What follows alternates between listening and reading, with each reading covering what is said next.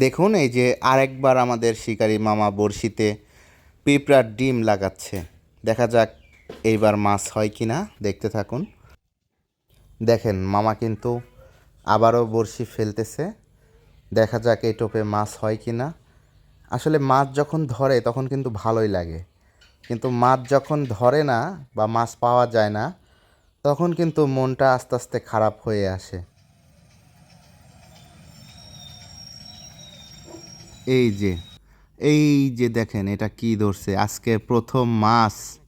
এটা কোনো কথা হলো? দেখেন একদম ছোট্ট একটা মাছ, আমার আঙ্গুলের সমান। মামা কিন্তু অনেক হাসতেছে যে এইটা কোনো কথা নাকি, এত ছোট মাছ ধরতে কি আসছি আমরা। অবশেষে আমাদের শিকারি মামা সিদ্ধান্ত নেয় এবং আমিও বলি যে মামা মাছটি ছেড়ে দেই, এত ছোট মাছ আমরা নিব না। কারণ কই মাছ ধরতে এসেছি বলে যে এত ছোট মাছ আমরা ধরবো তা কিন্তু হতে পারে না। অবশেষে আমরা মাছটিকে ছেড়ে দেই। এই দেখুন এই যে মাছটি ছেড়ে দিলাম আমরা।